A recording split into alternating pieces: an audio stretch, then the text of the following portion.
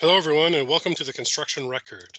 This is podcast episode number 89, and I am Vince Versace, National Managing Editor of the Daily Commercial News and Journal of Commerce, joining you today. In a little bit of an unusual development for us, we had just finished recording this podcast episode. That's Warren Frey and Russell Hixson and myself. And in that episode, we had talked about the most recent noose incident at a construction site here in Toronto. At the time when we had recorded the podcast, I had said we didn't have any new details at all to offer, but we would provide any as they came in. And as destiny would have it, as soon as we finished recording this podcast episode, we had some breaking news reported that we got through the DCN newsroom, and it's as follows.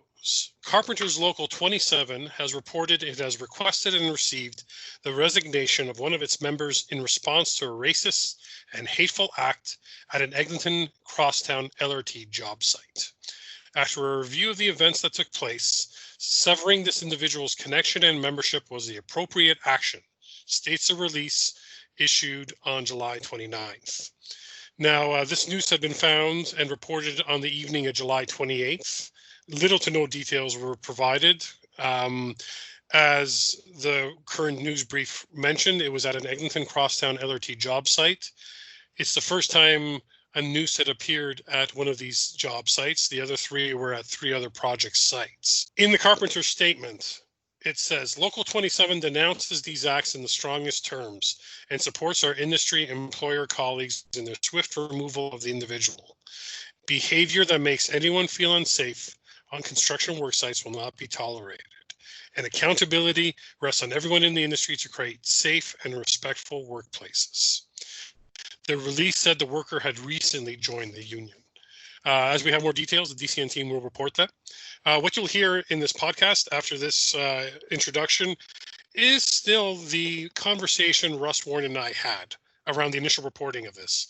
I think there were some thoughts and feelings expressed by us as members of the publications that cover this industry and feel associated to it that are relevant to our readers and listeners. So here you go to the rest of episode 89 of the Construction Record podcast. Thank you. This episode of the Construction Record is brought to you by the Greater Toronto Sewer and Water Main Contractors Association. Clean water, our goal, our future.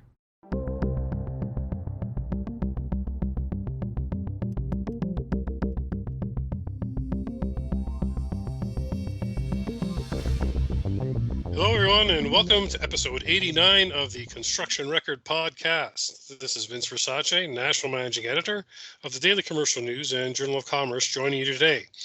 And joining me on today's podcast is from Vancouver, Digital Media Editor Warren Frey, and Journal of Commerce staff writer Russell Hixson. Warren, Russ, here we are again from our pandemic bunkers, recording yet another podcast episode.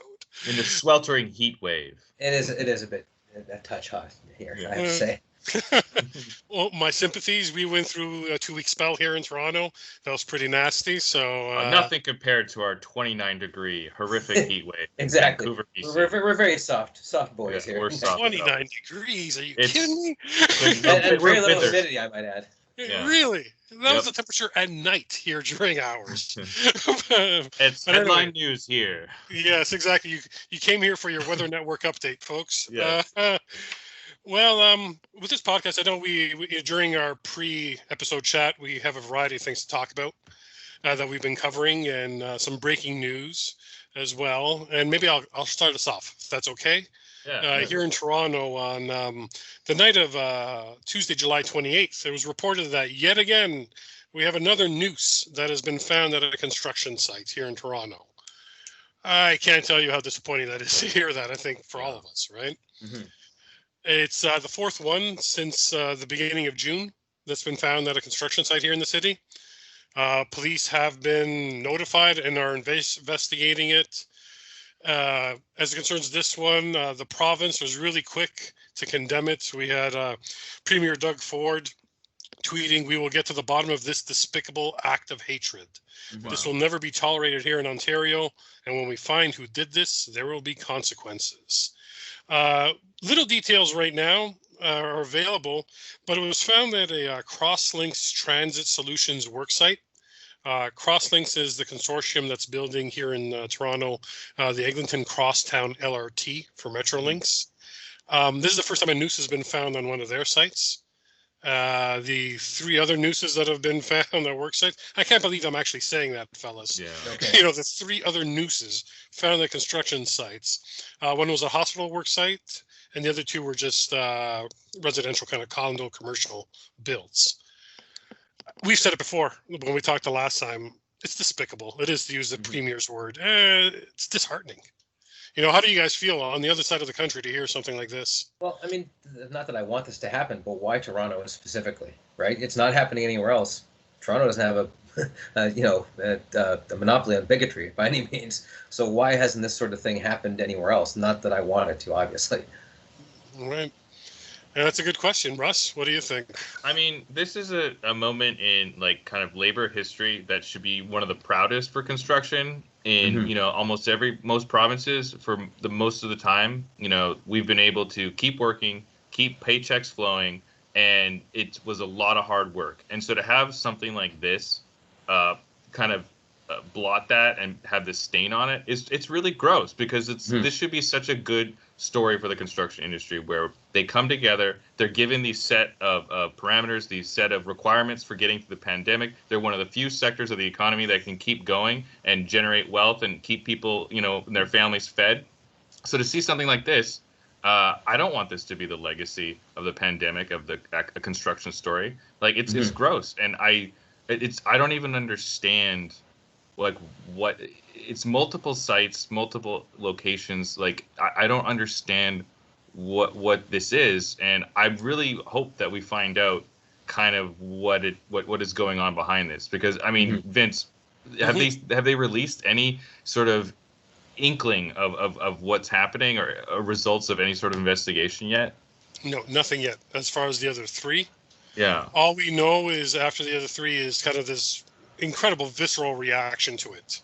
You know what I mean? For the people involved in the projects. And we know, whether it's been the project owners, the project GCs, the head of the unions involved in those projects, they've all pulled their workforces together the following days and had those, those tailgate talks and those emergency talks saying, this is unacceptable, right? And I have to admit, it's disappointing, because there are unions on these sites as well. And I don't know if it's both edges of the sword when we're dealing with this. I'm not accusing necessarily that it's somebody that's union-based that did this, but it's about, we talk about brotherhood and sisterhood in this industry, whether you're union or not, open shop or not, right? And when putting up a noose like this is not a joke, right? It's how'd you think to be a person of color coming to that site? You're risking your life working there in the first place, and then you got to deal with this nonsense. Yeah. It's not to be laughed at. And if this is a byproduct of everything that we're seeing down south, because we do, in the States, when I say down south, and we do have undercurrents of this stuff happening here in Canada as well. And we're not naive to say that we don't have racism here. We don't have bigotry in Canada, right? But if somebody's trying to capitalize on this for laughs or just to see what happens, or to mock what they see as perceived political correctness to stir the pot, I don't know. Or if they're just straight up racist, I don't know. And why specifically on construction sites? Yeah. As opposed to say, I don't know, what's the name of that big square in Toronto, right by where City Hall is? Why not there? If you're trying to make a point, why would you put it on a construction site? However misguided that point is. Exactly. It really puts back, and all 3 of us that cover them and the rest of our staff at the DCNO JOC have done these stories about how this industry tries to present itself as progressive. You know what I mean? And trying to attract new type of labor. All this does is reinforce the old stigmas and stereotypes we all hear about this industry being one of misogyny, meatheads, you know what I mean?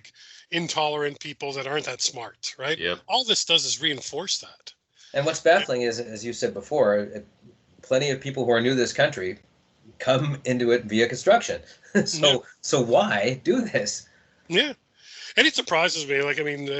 We don't make this about the Vince show. My dad was in this industry. Some of our readers have heard me, and listeners have heard me say this. You guys have as well. I think back to my dad's work crews that he used to have at our house sometimes. There wasn't a white person at that table. You know what I mean? Like, and it was a product of an immigrant Toronto upbringing, right? But his main crew guys, it was a native Indian gentleman.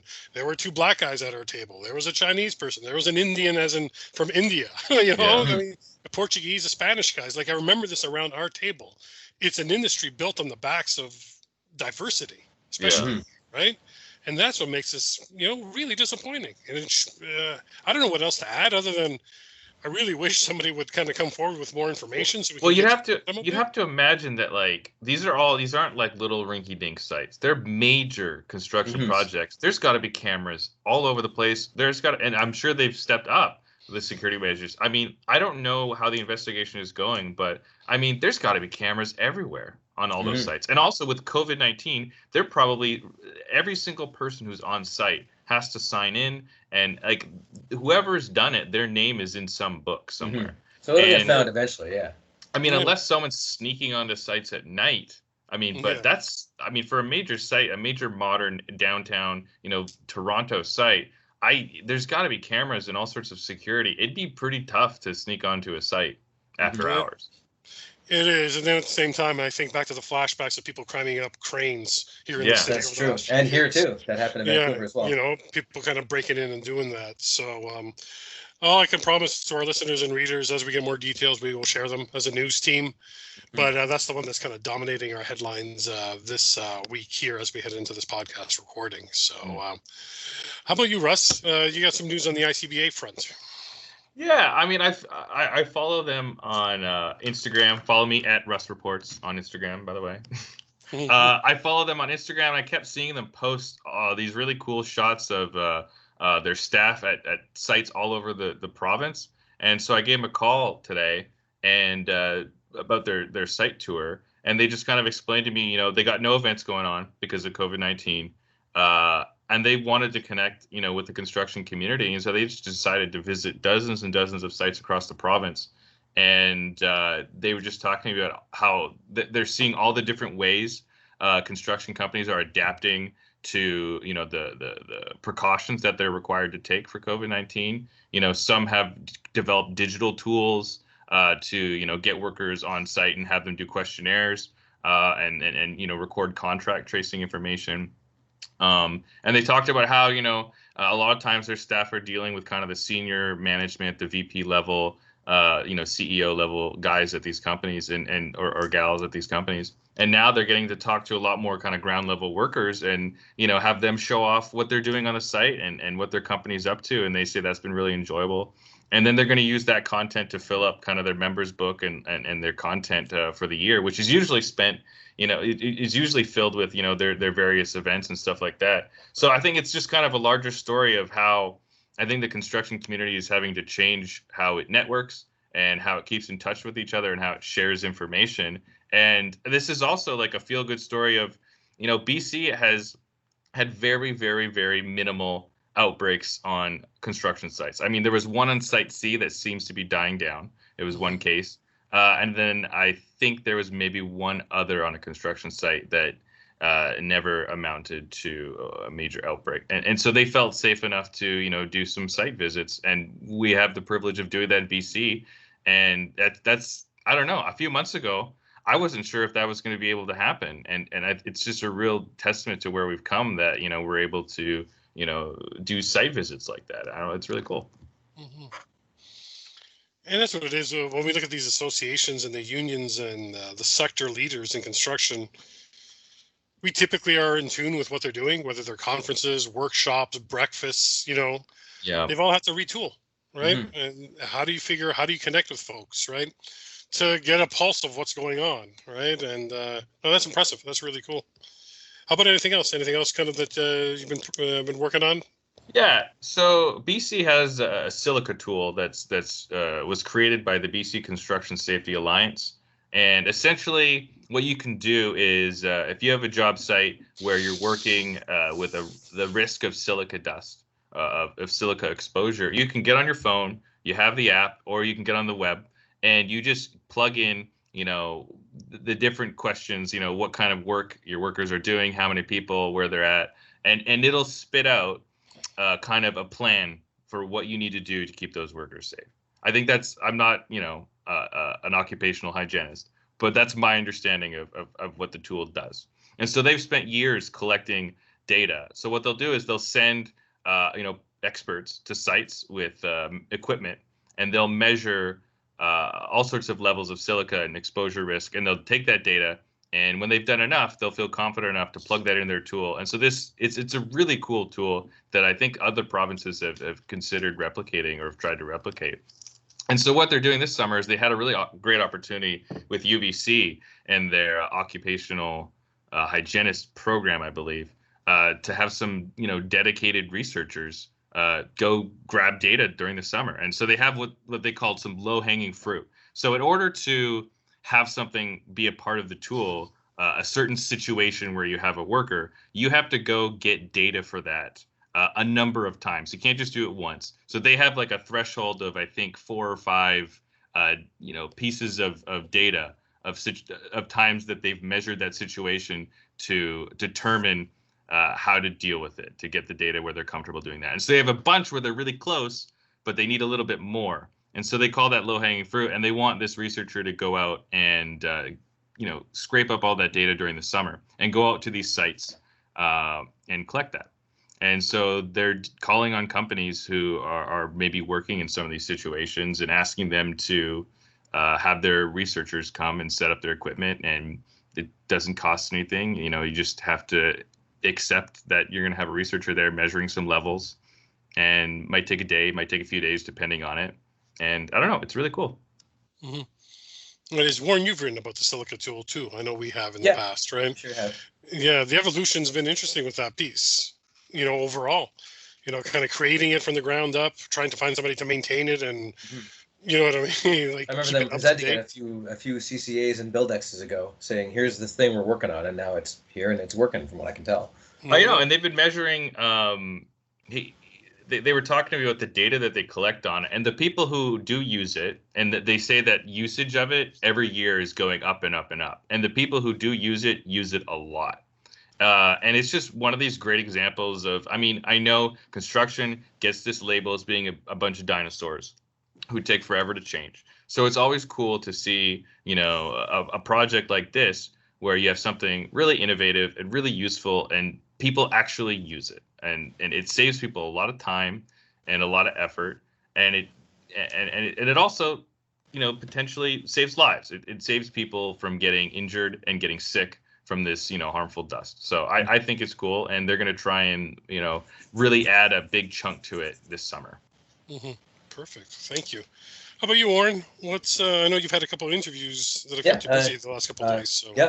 I talked to Brian Cox. He's from the Canadian LNG Alliance. They had a report come out via the Conference Board of Canada about how the benefits of LNG to the economy. And one of the things they said is they concoct a scenario where 56 million tons per year of LNG is produced by 2034. Well, what does that mean in terms of what kind of money they would make, and further, how would that affect the Canadian economy? And they said if that was what was being produced, which is predicated on an expansion to the Kitimat facility, which is already being worked on, they would make 11 billion a year would flow into the Canadian economy, something like 95,000 jobs, 71,000 of which would be in British Columbia. Although when this report came out, one of the ministers of natural resources in Alberta praised it up and down, because despite it being pretty BC focused, he was like, this is great for Alberta. We're all for it, which, they would be, since they'd sort of be working on it as well, I would think. I did ask Brian Cox, I said, well, okay, that's great, but 13 or 14 different things were proposed, and we've got one that's actually being built and one that's it's on its way to being built, but it hasn't gotten the final say so yet. And he said, well, what we need here is we need to have a competitive field. Like, we can't, we're going to be the most ethical way to produce this stuff. There are other countries that'll produce it less ethically to fulfill demand, but the demand's going to be there whether we do it or not. So we should be the ones to do it. And in order to do that, we need to have a competitive field where we can actually produce this stuff without, a bunch of He didn't say a bunch of regulations getting in his way, but that's kind of what I would assume would be the problem. Of trying to get LNG to happen, and then he would be the first to say necessary regulations they have to go through and environmental standards and all the rest of it, but they would also like to be able to compete, is basically what he's saying. I don't want to put words in the guy's mouth. He's saying they should be able to compete, and as it stands now, the field isn't as competitive as it could be. Let's put it that way. It's there's more obstacles than there could be. Again, my word's not his. But it's interesting in that it does explain that the benefits of LNG would be not just for construction, although that'd be a big one, but engineering and manufacturing, all the retail that would be around these places, all the retail that would benefit from it. And he said, and also we're providing natural gas to the rest of Canada too. So there's that as well. Like this is something, but he also made pains to say this is only one part of a larger energy mix, including renewables, including hydrogen, hydro, you name it, whatever, like electricity. So it was interesting to hear that and to see the positive reaction from a lot of different sectors about this report. This is the thing with LNG in BC. Like you can almost come up with a title, I think, of maybe you can't. Maybe is it a failed story? You know what I mean? The promise of LNG, or from the Christy Clark days, right? Or the expectations set way too high to begin with. I mean, like Kitimat is a $40 billion project. It's the biggest one of Canada LNG one. Yeah, exactly. Is one of the biggest projects. Or is there wood fiber LNG, and then wood fiber is the one that hasn't yet been totally approved. Like it's pretty damn close, but it's not there yet. And LNG Canada is being built, right? The one in Kitimat. Yes. So and it's a huge project. Like it. I remember talking to Keith Sasha, then the head of BRCA, and he said, I don't know if this is off the record or not. He's retired now, so he probably wouldn't care. But he basically said, well, 20 of these. I think I actually quoted him on this to begin with. But he said 20 got proposed, 1 or 2 are going to get approved. That's going to be good enough. Like that is still a lot of work, right? And I'm like, so that's I think the public perception and the industry perception are two different things. The industry knew how this is probably going to work itself out because this is how this stuff always works itself out. These are huge projects with huge risks attached to them, so they're not all going to be approved. And there's a whole bunch of political and environmental stuff you have to get through first. Whereas Christy Clark, for one, sold it as this whole game changer for the entire economy and the way people would be educated and how the province would pivot around it. Well, that's just not realistic, frankly. Even if it's a roaring success, it's not all that realistic. So I think things were sort of the government, the government of the day, kind of, I wouldn't say they sold a bill of goods, but they definitely positioned LNG as the be-all and end-all, and it wasn't ever going to be the be-all and end-all, I don't think. So it was an unrealistic approach. Well, at least that's just my editorializing. At least not in one election cycle for exactly, yeah. anybody. It's the project timelines that these people look at for these projects is like decades. Oh, yeah, 30 to 40 years at least, yeah. So yeah. And also, I think it's been really interesting to see the pandemic kind of, because we've been getting this economic argument on a lot of energy projects for a long time, but all of a sudden, now that we're in a pandemic, where you have a lot of people out of work, you have the economy really struggling. Now, all of a sudden, this economic argument of energy enables, a lot of these advocacy groups and a lot of these projects to, I guess, argue that a lot harder. And I think people are more receptive to that now. When it's easier to wave away kind of the economic and jobs argument when the economy is good and there's already lots of jobs, right? But all of a sudden, now that we're in a pandemic, I think that makes that argument so much stronger, and kind of reinforces stuff that they've been saying for a long time, which is it's interesting to see, because I've heard that for so long, right? We need jobs and we need a strong economy, but man, is it really highlighted during a time like this? On the other hand, if you're an advocate against it, you've got nothing but time to organize now. So and a rallying point too. So there's that as well. I suppose so. Yeah. Oh, for sure. And in the middle of all, we talk about energy stories and energy projects. Like even today, I was seeing it on CBC, the fate of Alberta and what happens there in the end. It's a have-not province now. Yeah. Yeah, exactly. First time ever. So I'm sure we'll hear about that. And. It's interesting what the future is. How does that retool? How does that industry retool? Does it wait for another bump up again? Because the construction and maintenance of these projects was always something our industry could rely on, right? Yeah. So and that's something I've been working on, but it's slow going, which is talking about diversifying the economy, because they're making noise. Like to make noise. The recovery plan says we're going to diversify past just oil, and I talked to Bill Black from Calgary Construction Association. He said, this time I think they mean it, because oil prices aren't coming back anytime soon. So they're going to have to. Like before, it was easy to say that, and then oil prices came back, and everybody just kind of forgot it. But now they have to kind of do it because those oil prices aren't going to rise anytime soon, from what anybody can tell. So they will have to diversify, and that I'm going to try to talk to right and left wing think tanks and see what they say about it, because there's been advocacy on either side for diversifying or not diversifying, and it's an endlessly contentious issue in Alberta. Interesting. Speaking of Alberta, I was remiss in my opening kind of roundabout thing about breaking news. Mm-hmm. We had news break today about Bird Construction acquiring Calgary-based Stuart Olson in a deal valued at about $96.5 billion. Now the deal still has to go through shareholder and regulatory approvals. What's that? Two big players. Yep. I thought it'd be more money, to be honest. Yeah, two 95 million players. Doesn't sound like that much money. Two players that we featured. Yeah, it's kind of because I'm looking at the particulars of it now as we talk about it. So it still has to go through shareholder and regulatory approvals. Expected to close the end of the year.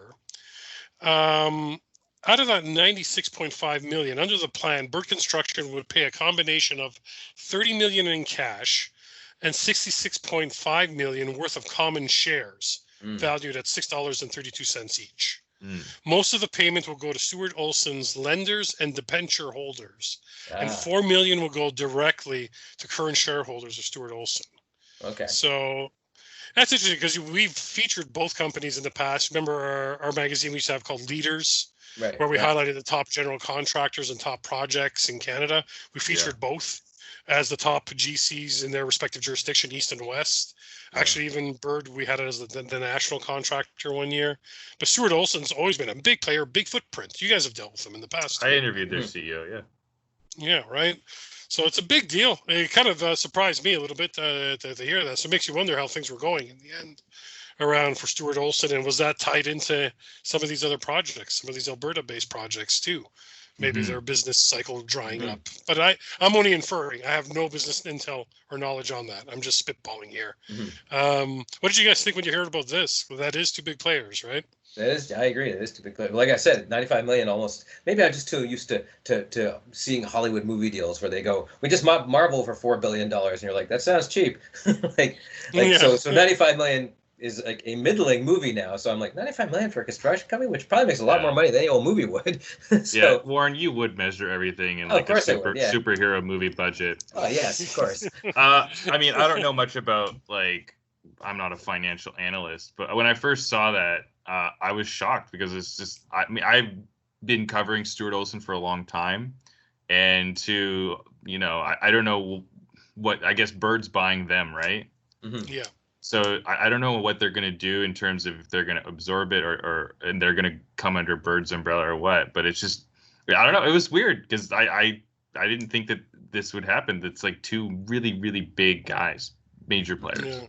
I guess I'm scared.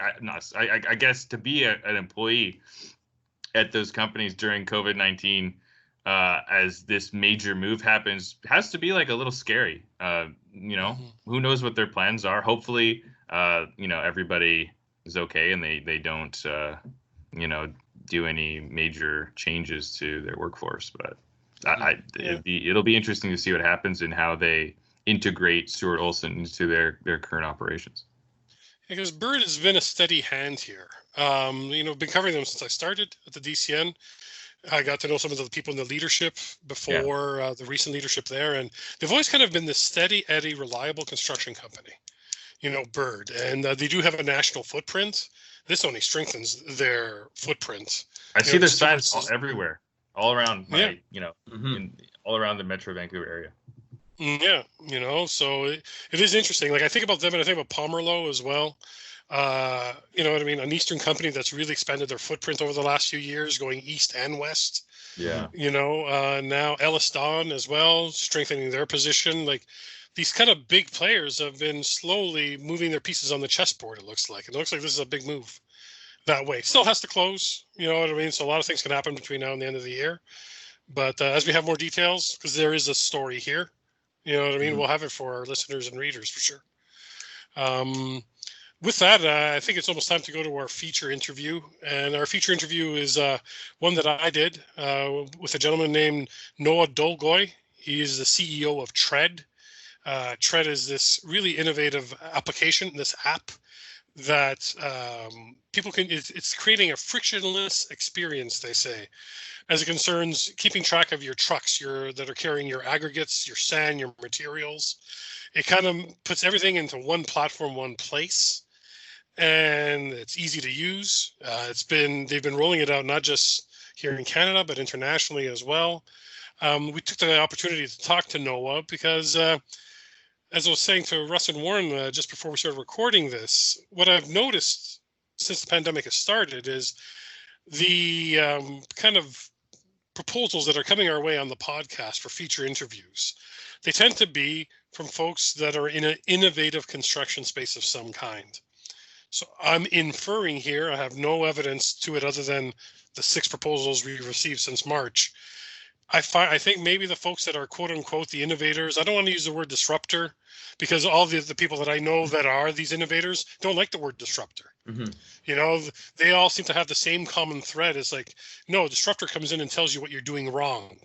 It's like, no, we want to go in and just kind of retool what's happening and show a more efficient way of doing it, right? Well, like a conscientious. Disruptor kind of came from the world of venture capital and kids from Yale with $500 million to play with. Well, those who can afford Silicon Valley guru types. Yeah, exactly. Like, and legitimately so at first with some of the things they've put forward, but once you're doing Uber for washing machines or whatever it is, like it sort of loses its sheen. Exactly. And Noah kind of explores that. It was an actually interesting conversation, and I hope our listeners take something from it because we just didn't talk about Tread and the app and the developmental arc it's on.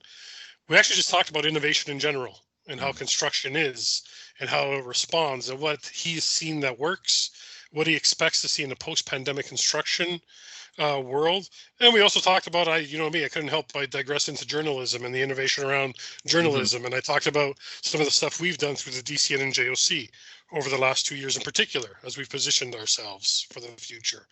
So I hope our listeners get something out of that. And maybe just to tease it out, maybe stay tuned. I think we're in a position to maybe create a panel of some kind and kind of explore a bit more of this innovation in construction via some of these folks that are presenting some interesting business cases to us to talk about. So with that, I thank you all for your time. Thanks, Russ. Thanks, Warren. Yeah. And we'll go to the Noah interview. This feature interview is brought to you by the Ontario Sewer and Water Main Construction Association, Ontario's champion for sustainable and safe water and sewer infrastructure. Hello, everyone. Vince Versace here, joining you again, Daily Commercial News and Journal of Commerce, National Managing Editor. For today's feature interview, I have Noah Dolgoy, CEO of Tread. Tread is an innovative app that if you have not heard of it before, I think you should really check out. It really eliminates the friction between construction dispatch and truck deployment. And Noah's here not just to talk about that and Tread, but we're also going to explore innovation in construction, especially during the pandemic right now and potentially post-pandemic. What are we going to see? Where does Tread fit in? But also, what does Noah see as far as innovation and moving forward? So with that, I'll let Noah say hello. Noah, thank you so much for joining us today. Thanks for having me, Vince. No problem at all. So Tread, it's interesting. I was saying to you in our green room chat, we'll say, the chat before we started the interview, where all the Skittles are in the bowl and, we sit around and talk. Yeah, we got to talk about the rider. There were some brown M&Ms in there. Yeah, sorry about that. Once again, I know I should put in some COVID-19 force majeure clauses or something like that for our podcast guests. But really, in my 13 years with the DCN, I haven't really seen or heard of an app like the one that Tread that you've developed. And maybe we can just kind of talk about the evolutionary arc of Tread and where it is right now, since it was deployed into the market, but also what it does for folks that may not be familiar. And I'll let you take the ball from there. So when we think about Tread and what it is today and where we want it to go, we really feel like we're building a platform and an operating system for managing material logistics in the construction space. And so what that means for us is, if you're a dispatcher, if you're a broker, if you're an individual operator of a vehicle, we sort of create like a virtual fleet and a virtual company out of all those different stakeholders for one day. And then everyone gets to work together and share information that they need to see so they can be more efficient. And then the next day we build a new fleet, depending on who's on site, who's off a site, whatever it might be.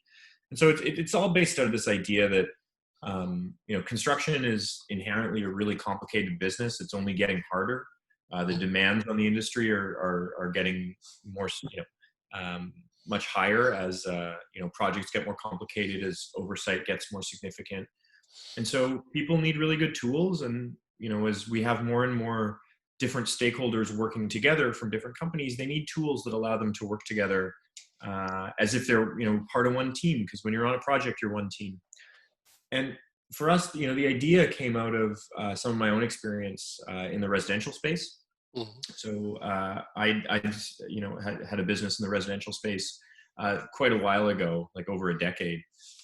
And we'd really struggled to access third-party logistics. So when we were moving, sand, soil, aggregate, whatever it might be, or we were moving things off of sites, we, just trying to call third-party logistics companies and having them do work for us in a way that was efficient was really challenging. And, everything was on paper, and we thought it was, a really confusing thing to have, such an important thing be all done on paper. And then fast forward, but we sort of chalked it up at the time, to my partner and I just not being very good at our jobs, which is, I think when you're running your first business, I think there's some truth to that. But fast forward a few years, I'd spent some time in sort of infrastructure and finance, infrastructure and mining finance. And I came out of it and found myself advising and then running an excavation business. And they owned all these vehicles, and they were getting texted and called all day, every day with, random job assignments, and their invoices were getting disputed, and it was all inefficient. I was like, man, like 10 years ago or 8 years ago, I guess at the time, I'd struggled with trying to hire all these trucks. Like, how is this how the market works? And the more we dug into it, or the more I dug into it, the more I realized that my experience as like running a little residential business was the same as some of the biggest, $50 billion a year aggregate businesses in the world. We were all using the same system to hire trucks. I was like, this can't be how it is. Right. It took a lot of truck drivers and dispatchers told me I was crazy and, would bring, shame to my family if I embarked on this adventure. But, here we are now. I guess they're crazy or stupid enough, or some combination of the two, to, dig into it.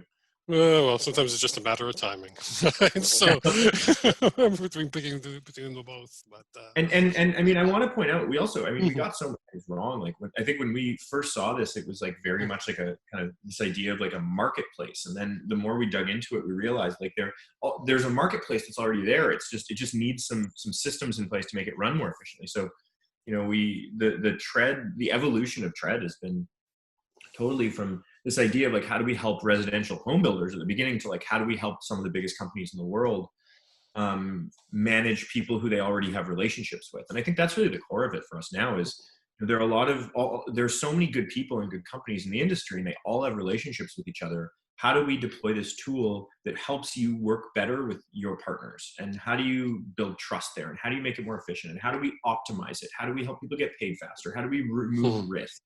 Like, and that's really what it's all built around right now.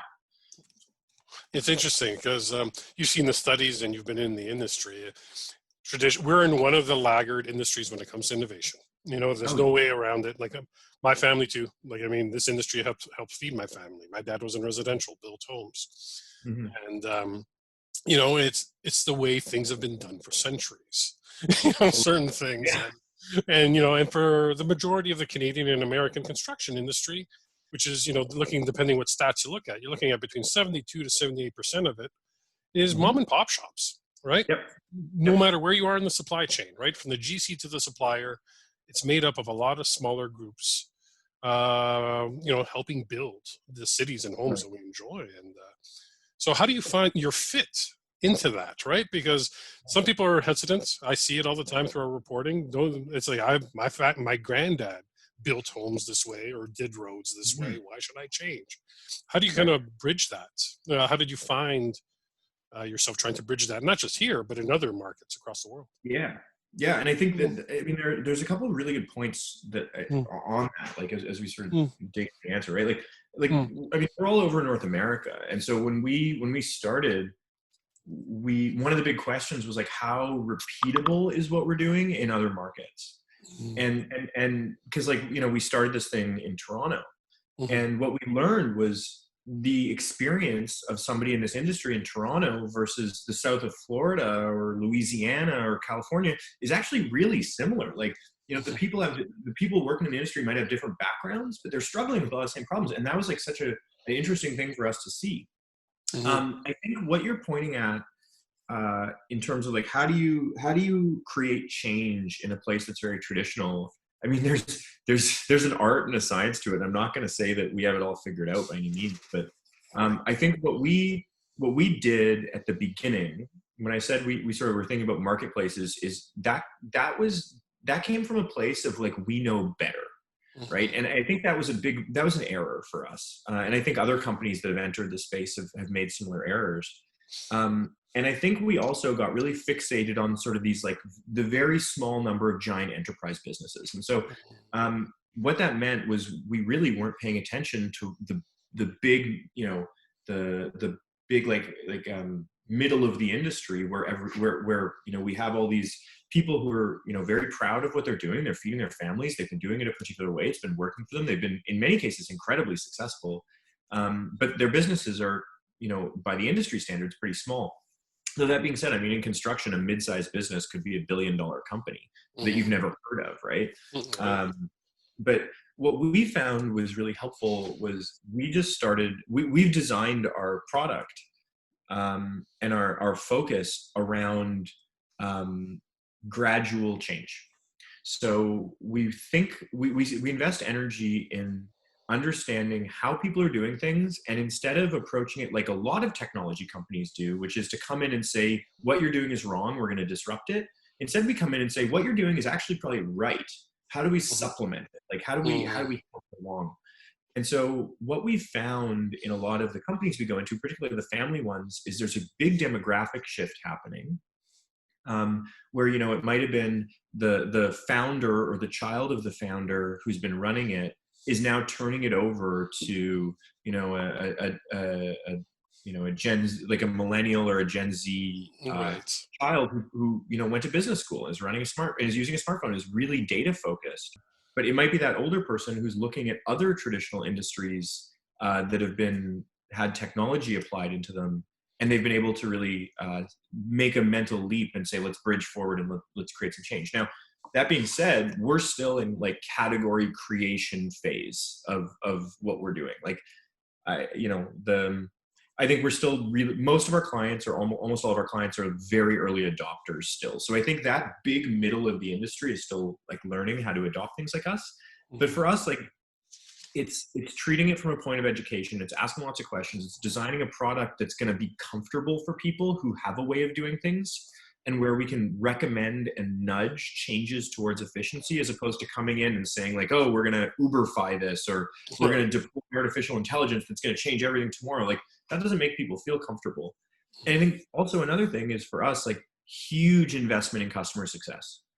So we believe our customer success teams are, like, you know, best in class, and they spend time just getting people comfortable, like educating and working with folks, you know, and being able to share a product, even in COVID times, remotely, with users who might be, you know, 20 years old or 70 years old, and making sure that they're all having the same experience and that they're all feeling really good about it. So where do you find yourself right now as far as the evolutionary arc of Trent? Are there next steps, next milestones that you're shooting for, Noah? Oh, for sure. Oh yeah, there's so many. And that's I think what's so cool. Like, what you mentioned earlier about you know, technology adoption in construction. You know, it's the third largest industry on the planet, and it has like the 20th, like, in terms of large industries, it's like 20 out of 20, like right on the bottom of the list in terms of investment in R&D. But that's changing really quickly. And I think further to that, much of the investment from a technology perspective that's gone into it has been like project management tools for very large companies. And so there's this big greenfield in front of us where there's just so much room to innovate and to drive change that's going to be meaningful for people who've been doing things the same way for 60 years. So I think for us, seeing that our basic idea of we can make dispatching more efficient, seeing that validated is huge. For us, it's now about going from dispatching to creating a complete holistic tool where if you're in the business of material movement, even if you're an individual owner operator who just wants to use Tread to track their work and create invoices, or you're one of the largest companies on the planet and you want to use an optimization tool, which we have built, that can improve your productivity and can improve your ROI on your subcontractors by like up to 25%, you can use Tread for that, or you can use Tread for payments, or if you're a driver, you can use Tread for insurance. It's for us all about just creating this platform where if you do business in this space, there's some way we can help you, because as far as I'm concerned, if we can make the logistics chain better and we can improve the efficiency of it, we make every single construction project a more predictable and productive space. And for us, because so much of our work is in infrastructure, that means that we're doing right by the public, which is a very good thing, because it means like our direct stakeholders are happy, our indirect stakeholders are happy, and we've helped, make sure like roads get built faster, schools, bridges, tunnels, hospitals, like all those things. So for us, it's about a unified experience. It's about optimization. It's about running your business on us instead of just, using us to do specific individual tasks. Right. I like how you position that there, because when you think of whether it's a private owner or a public owner, when it comes to a project, everything, it is a chain. One piece influences the other, and as you saw that with your own personal experience, right? It's like we've heard it before with things around cement trucks, right? Sites will grind to a halt. Totally. If things get missed, if that call to that didn't come through, like we've seen that before. And you see some companies that are capitalized enough, they try to find their own type of innovation or efficiency, but across the board, there's a space, and for Tread, that's what I find. And you're not paying me to say that, for the record, for our listeners.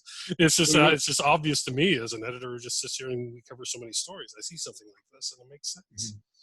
Do you find that the convincing part sometimes, we're back to this again, but I want to play it in because I want it to dovetail into a kind of the post-pandemic kind of construction, because we're starting to see this whole like, well, are we going to build differently now?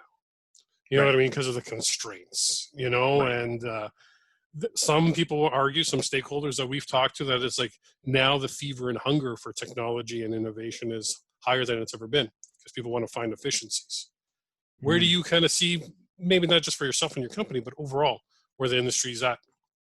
I mean, I don't think it's going to be surprising that a guy who started a tech company in the construction space is going to be bullish on change.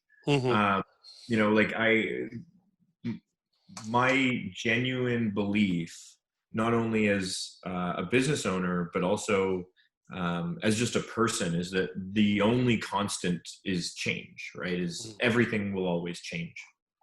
I think for construction, it's been a little bit slower, but as much as we say like construction lags, there have been huge innovations in how construction functions over, the last, 1 year, to say nothing of the last 50.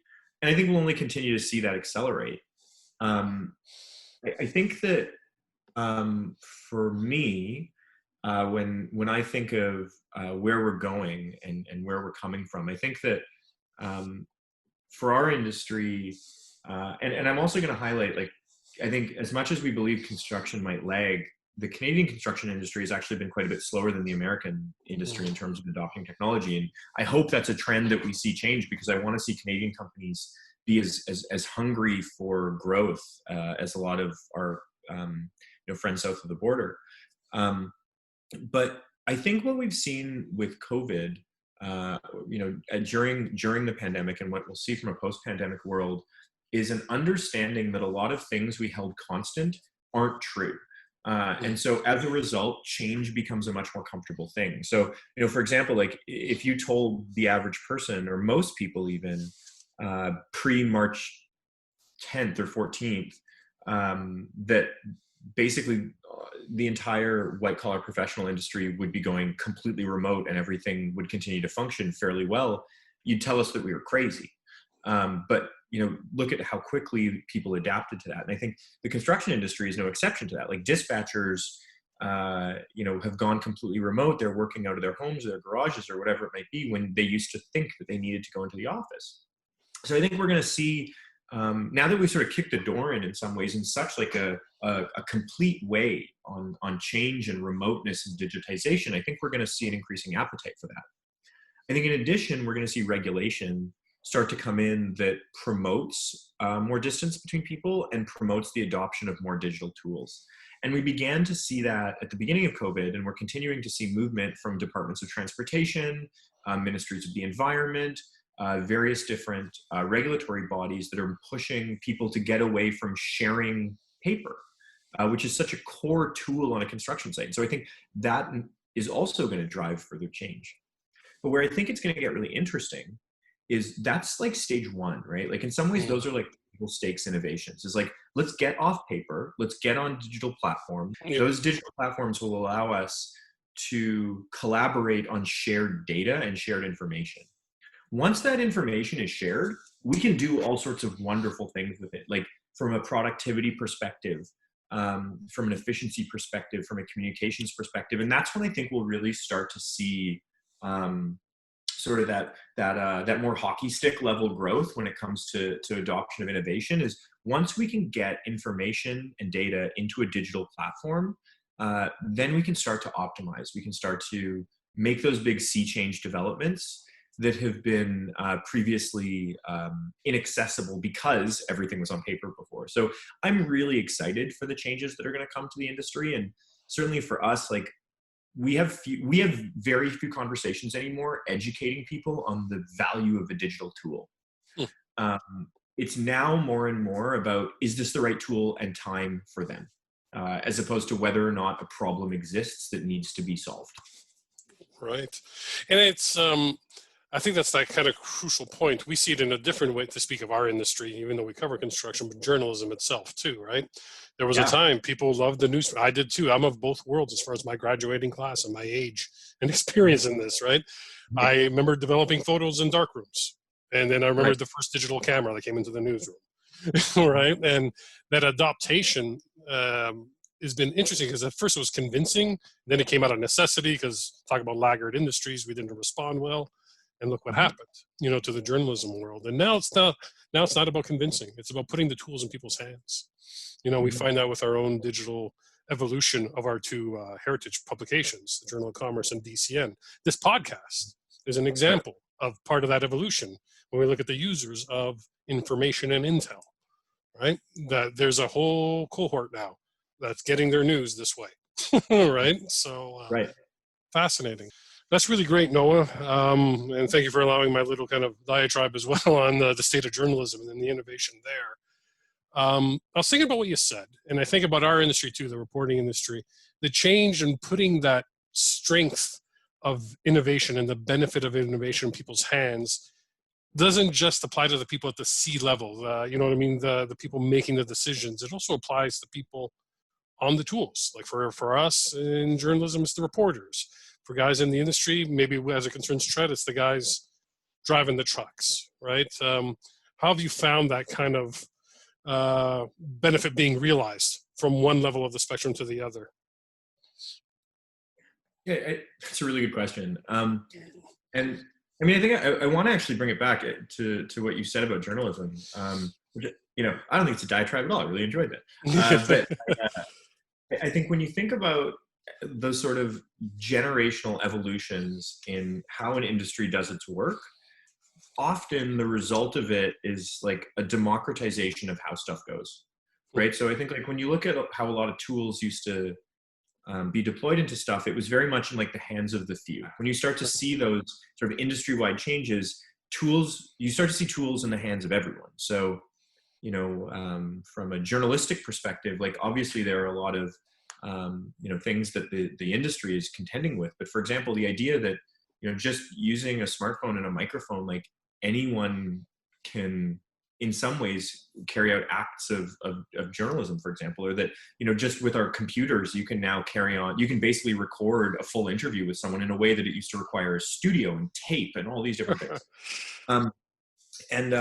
I think for our space, when we first went to the drivers, their biggest concern, and it's a valid one, is, are you going to disintermediate me?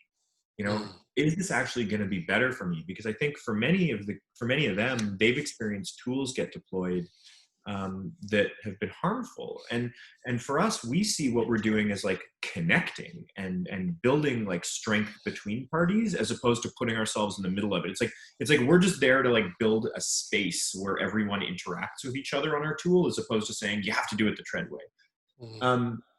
For drivers and operators and even fleet brokers who use our tool, they've seen a real impact on how they work with their clients. There's a certainty there where clients understand what work is being done by whom. They know who's performing really well. They're willing to pay faster. In some cases, they're willing to pay more for good service from subcontractors. And for those drivers, they're able to approach their work with a little bit more confidence because of a tool like ours existing that basically is there to say, here's the record of everything you did, and tomorrow we're going to help you get a better job, and the next day we're going to help you get on a better project, and you're going to have more certainty and confidence around being able to carry out your work. And we're going to take all the parts out of it that you don't want to do, like counting your receipts, so that you can focus on being the best operator and the best communicator you can be. I think from when we think of what's next, and when I think of sort of where things are going, to me, it's about really getting the whole workflow on shared digital platforms, so that we can really help to move the needle on making making the industry function a little bit more efficiently. Like we talk about the scale of construction. Like, look, this is the third largest industry in the world. 95% of the space we interact with is built. We should be doing that. We should be finding ways to do that a little bit better and to make things easier for the people who are there. From my perspective, where things necessarily need to go is a space where through really complete data pictures or data sets, we're able to recommend how to optimize things to people who are in the space. So we're able to go to dispatchers who are experts, or drivers who are experts, or transportation managers who are experts, and say, based like Tread's tools, if used in a particular way, are able to help you get that road built 10% faster. And the result of that is more and better work for people. And if we're going to get a little bit grand about it, it's a society that works a little bit better because, one of our most important industries and one of our most significant employers is working a little bit more efficiently. I'm really excited for that. And I think that the outcome is we're going to be able to build more creatively, we're going to be able to build more aggressively, and we're going to be able to build more intelligently. And for the people on the ground, whether it be the truck drivers or dispatchers or brokers or even the owners of large businesses in the space, the result is more consistent, predictable, and better work. With obviously better outcomes that mean you get to take another vacation with your family, or have a little bit more time away from the office, or whatever it might be. And to me, all these things are connected to something as simple as a good tool. All those things can be realized by simply using tools that let you get your job done a little bit more easily and a little bit better. And that's really what we're here to do. That's perfect. If anybody wants to find out more information about Tread, they can go to tread.io. And, there you can get in contact with the company and also get an overview of what they do and how it performs. There's some great testimonial videos on there. So if you want to learn a bit more by people that have actually used the platform. And Noah, really, that was really great. I want to thank you so much for making the time to talk to us, not just about your business, but the state of the industry in general. Oh, it was absolutely my pleasure, Vince. Thanks for having me on, and thanks for sharing some of your story of adopting technology and growing along the way. No problem, and I kind of hope we can touch base again in the future. If you have some new news for our listeners and our readers, we'd be more than welcome to share it. I'd love that. This was a pleasure. Okay, great, Noah. Thank you so much.